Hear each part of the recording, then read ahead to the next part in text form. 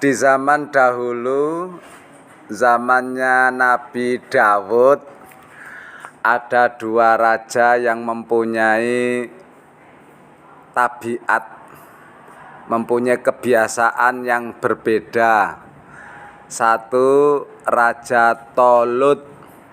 Ini cerita ya, tapi sejarah yang diabadikan dalam Al-Quran, surat Al-Baqarah ayat 250, 249, 250 surat Al-Baqarah. Jadi zaman Nabi Dawud ada dua raja yang mempunyai tabiat yang berbeda. Satu, Raja Tolut itu identik baik, bijaksana, mengayomi, memakmurkan rakyat. Satunya Raja Jalut yang sewenang-wenang, zalim, memeras rakyat. Oleh Allah diperintahkan melalui Nabi Dawud. Nabi Dawud pean suruh Raja Tolut memerangi Raja Jalut, karena Raja Jalut ini semakin lama semakin sewenang-wenang. Tapi kata Allah, pasukan Tolut di perjalanan nanti juga diuji. Diuji dengan apa? Dengan sungai yang segar, sungai yang bersih. Dalam Al-Quran, innallaha mubtalikum binahar, ya kan? Allah menguji dengan sebuah sungai yang bersih, yang segar. Apabila sungai itu kalian ambil airnya overdosis, istilah saya overdosis, kalian tidak akan bisa berbuat apa-apa. Tetapi kalian bila mengambil hanya satu cangkir, maka kalian tetap bisa memerangi Raja Jalut. Betul, tak lama kemudian pergilah pasukan Tolut ini ke daerah Jalut. Tak lama kemudian didapati sungai yang bersih dan segar.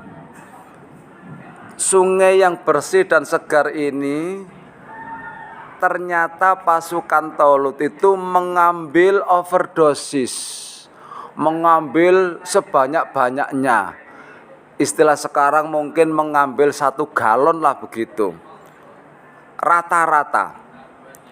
Istilah Al-Quran, fasyaribu minhu illa qalilam minhum. Rata-rata mengambil overdosis.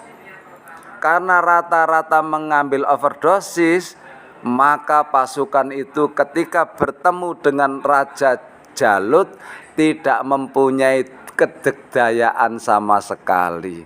Lunglai tangannya tidak bisa mengangkat pedang, tangannya tidak bisa menarik anak panah, lunglai. Akhirnya untung ada di antara pasukan itu yang tidak mengambil, kecuali hanya 1 cangkir. Makanya istilah Al-Quran, fasyaribu minhu illa qalilam minhum. Kalau dibuat persentase mungkin hanya 10% lah yang tidak mengambil itu, tapi yang 90% mengambil overdosis. Akhirnya untung yang 10% itu mempunyai kekuatan yang luar biasa, sehingga walaupun jumlahnya sedikit mampu mengalahkan pasukan Jalut walaupun hanya sedikit. Istilah Al-Quran, kam min fi'atin qalilatin ghalabat fi'atan katsiratan biidznillah.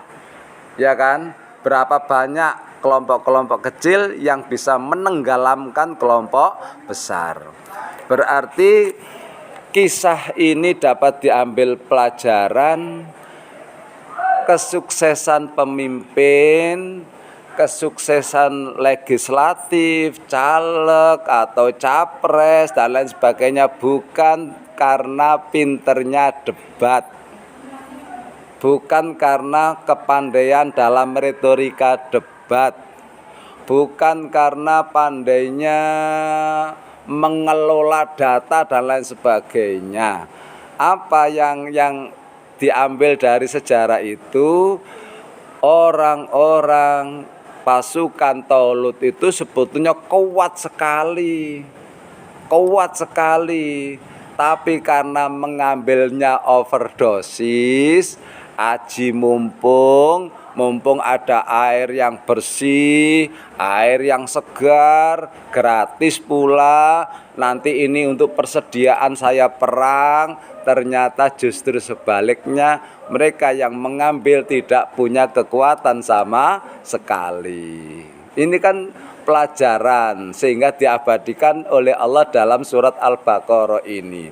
Ternyata sekali lagi, kesuksesan sebuah pimpinan bukan karena kepandaian dalam menyampaikan visi misi, kecanggihan dalam menyampaikan retorika dalam debatnya, tetapi bagaimana dia mampu mengendalikan keinginan tadi.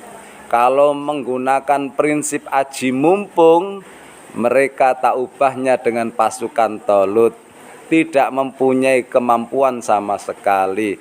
Teori tinggal teori, prakteknya justru sebaliknya.